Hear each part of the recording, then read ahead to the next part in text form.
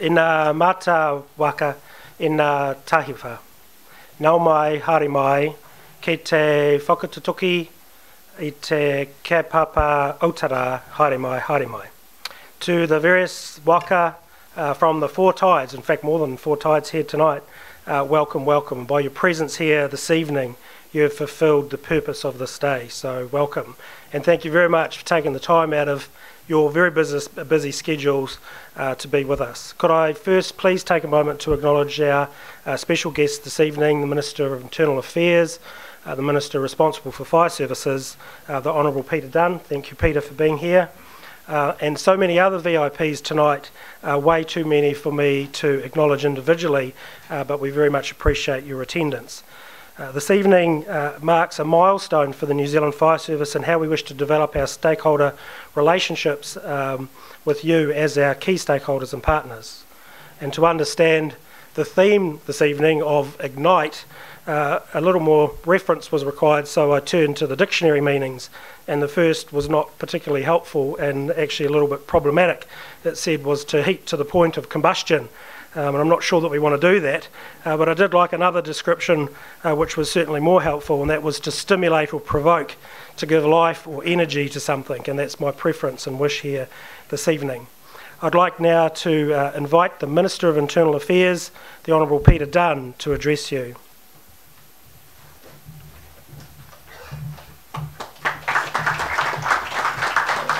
Kia ora tātou. Can I acknowledge my very good friend, the Right Honourable Wyatt Creech, the Chair of the Fire Service Commission, Paul Baxter, the National Commander, the members of the Commission who are here, the members of the various kindred fire service organisations, other stakeholders, ladies and gentlemen.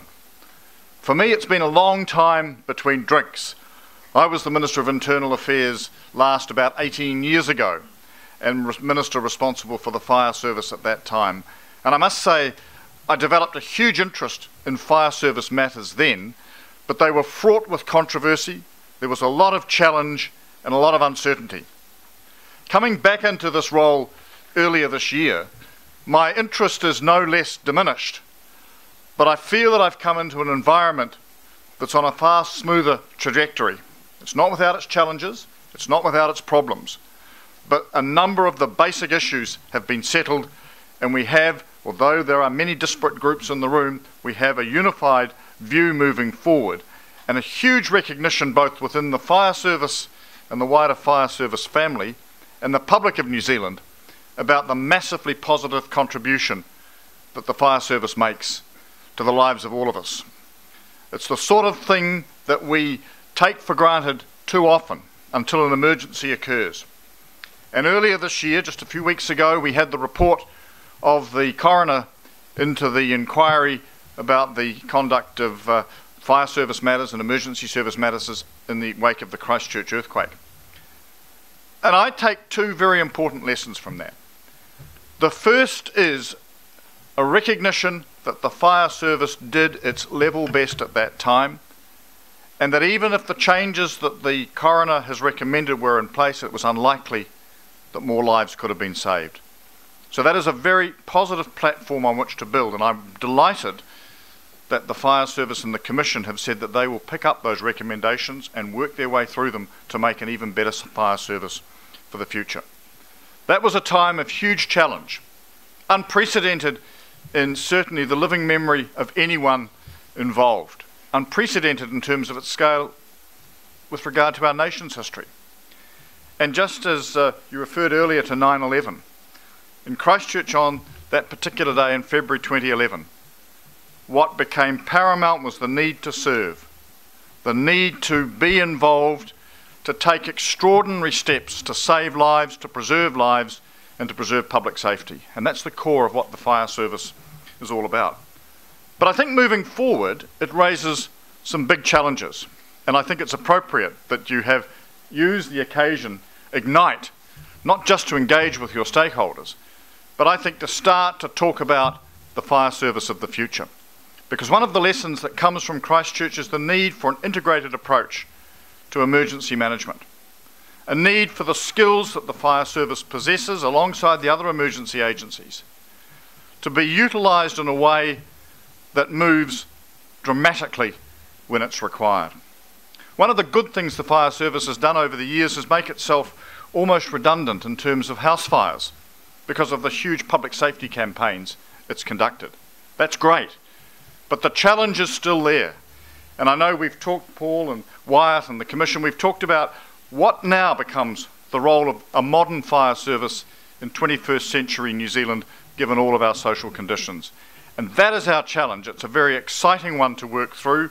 There are various proposals on the table at the moment, and I think that the future is an extraordinary rosy one.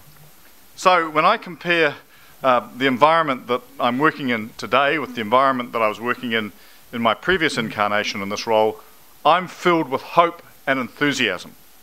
I saw Rob Pope there and very nearly made a Freudian slip and said that I was inspired by Pope, but in one sense I am, but not quite in the sense that you might imagine. But seriously, I think we're in a very good space. I'm very proud to be your minister. I'm very impressed by the service that you provide. I think New Zealanders are served extremely well by every single firefighter in this country. The ethic of service in the volunteers and in the paid staff is remarkably high, and we have something that we need to cherish, we need to build, and we need to make even prouder and even greater in the future. I'm up for the journey, and I look forward to travelling it with you.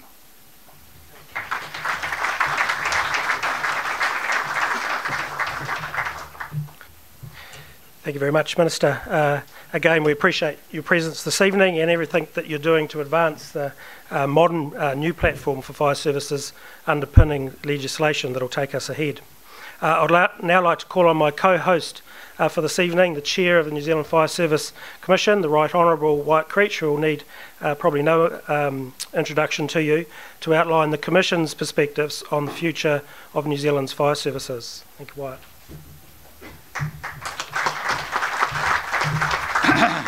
Thank you, Paul, and if I could just begin by acknowledging some of our special guests that are here. First of all, the Minister of Internal Affairs, Peter Dunne. You just heard him speaking. I'm really pleased that you're in the role, Peter, because enthusiastic ministerial support is all I feel from you, and that's very valuable to us. My fellow commissioners, we're 5 commissioners. Dave McFarlane is the Deputy, Angela Hogue-Willis is here, Rangi Wills is here, Vicky Casey has apologised, but we're all delighted to have the stakeholders of the fire service join us. There are many stakeholders here. I could mention a lot of names. I don't want to get caught up and spend my whole speech mentioning names, but I'm pleased to see UFBA representing volunteers, rural fire services. There's just so many connections as I look around the room. You've heard Paul and Peter Dunne talking about the need for the fire service to move into the future, and one of the recommendations from the review was that there be a complete rewrite of all the legislation. It's very easy to say, but a much bigger job to do. But when it comes to fire services, I think we need to step back and recognise that New Zealand is a very fortunate country. We've had a committed National Urban Fire Service for 40 years now. It gives our country the ability to respond very quickly, effectively and efficiently at all levels. We can bring together our national resources to respond to major disasters like the Christchurch earthquakes. We can also mobilise within a region, as we did during the West Coast storms a few weeks back when every brigade up and down the coast was activated.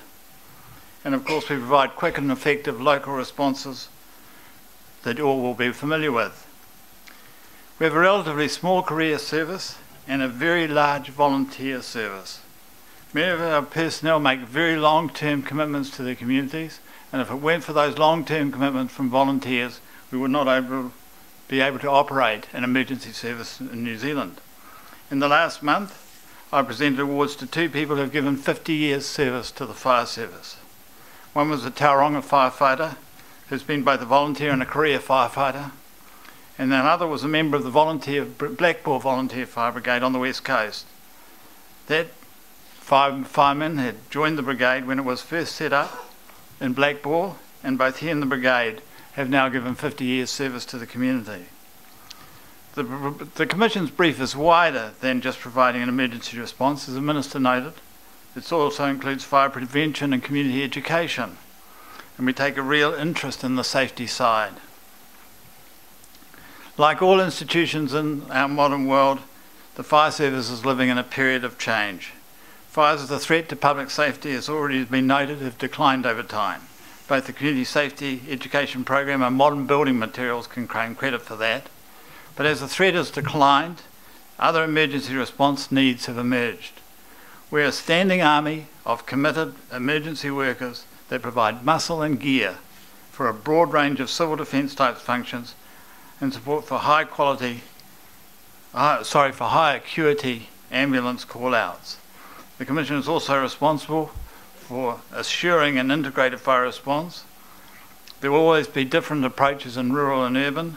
Rural is targeted at major vegetation wildfires, and most fires in rural areas, in fact 95% of the fires in rural areas, are small rubbish, grass and scrub fires that are put out by the urban firefighters.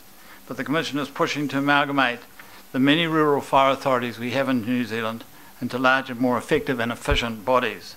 Within a few years we hope to have fewer than 20 rural fire authorities, down from 120 originally.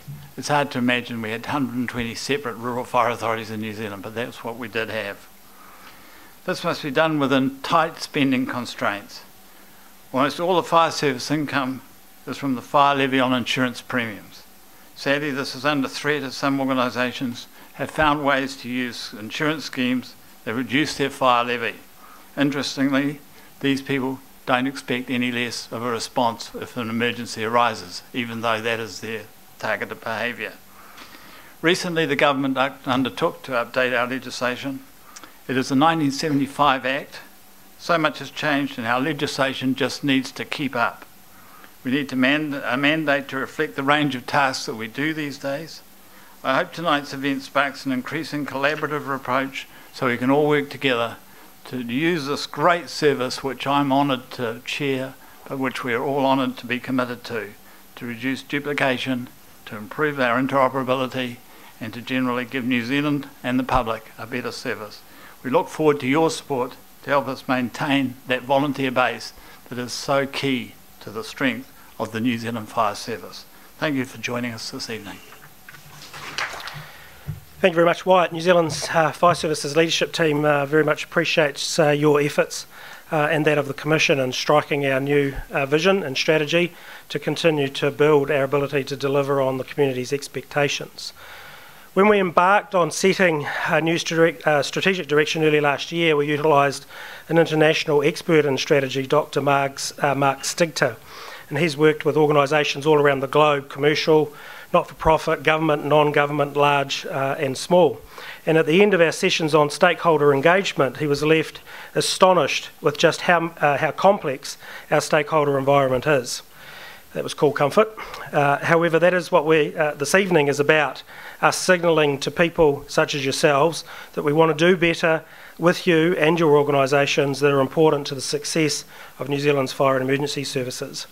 And tonight, the range of stakeholders and partners here demonstrate the interest and support in our fire and emergency services, from elected members, chief executives of partner agencies, high commissioners, representatives of our important supply chain companies for technology, fire appliances, protective clothing and equipment, and key people from many of our at-risk groups in the community and business groups as well.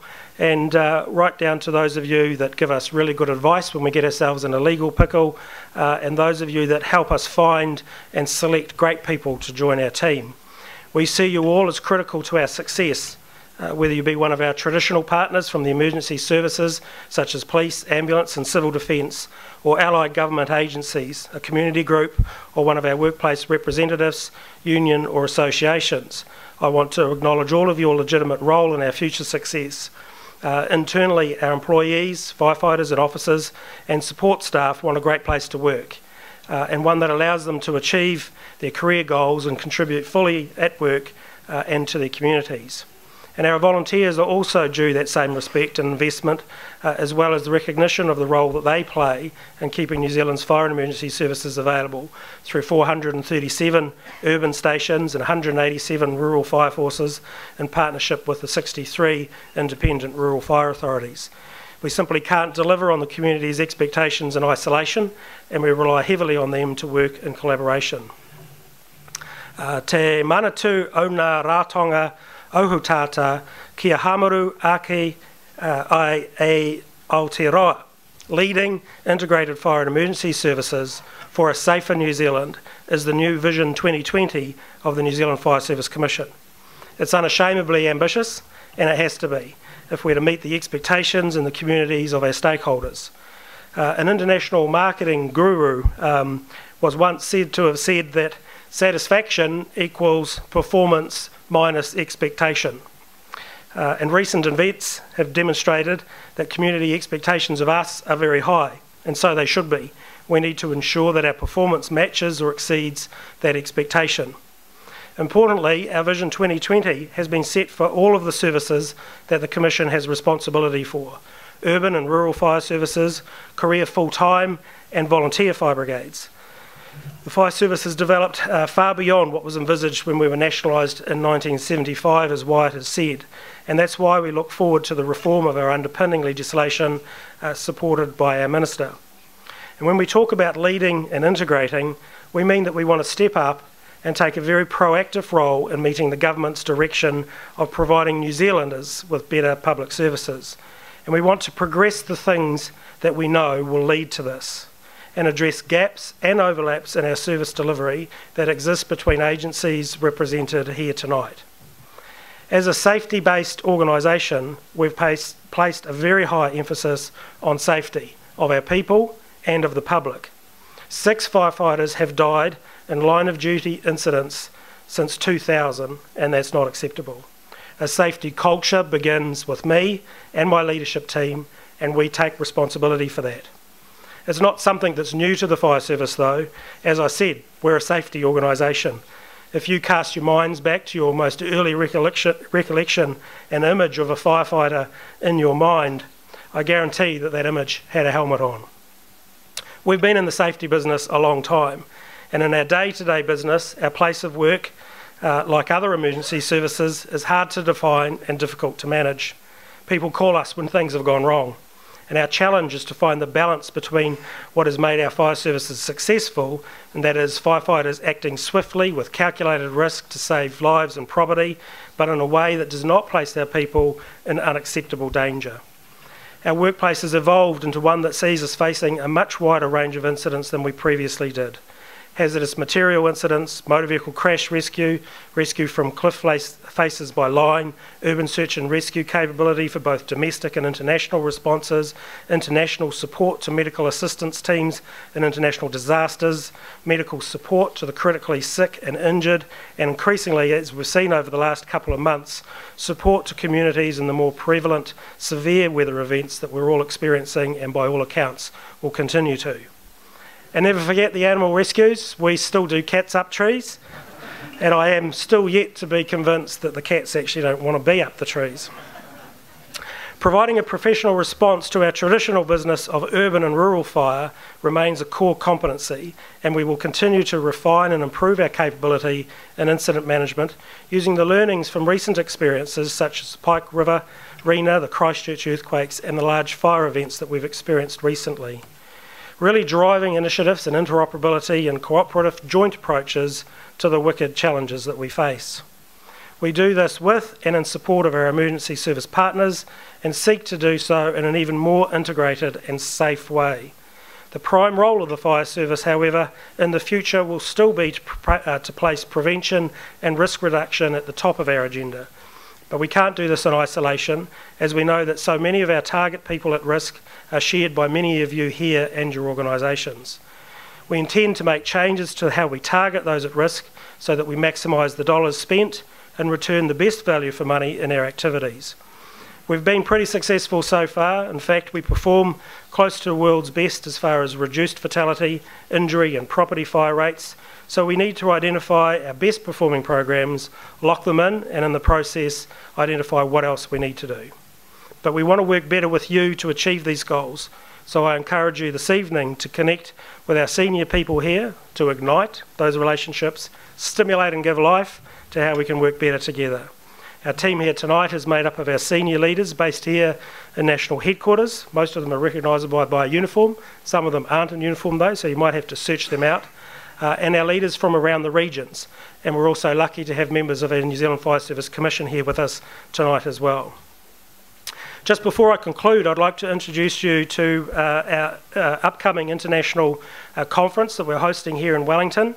The AFAC, or Australasian Fire and Emergency Services Council Conference, will see internationally recognised speakers coming here in September to share experiences and research in emergency management, and I invite you all to participate. In closing, could I please acknowledge the great work done by our team here to get things together tonight under the leadership and drive of Kim McKenzie from my office. As you know, these things require a lot of work, so a grateful thanks to you all. Once again, to you all, our partners and stakeholders, we really do appreciate you taking the time out of your busy day, at the end of a busy day, and a beautiful, balmy Wellington night to come out and spend it with us. It's truly appreciated, and I look forward to strengthening our relationships so that we can achieve our common goal, serving the communities and public of New Zealand. I'll leave you now with the promotional video for the upcoming AFAC conference. Aku mihi, nui kia koutou. Many thanks to you all.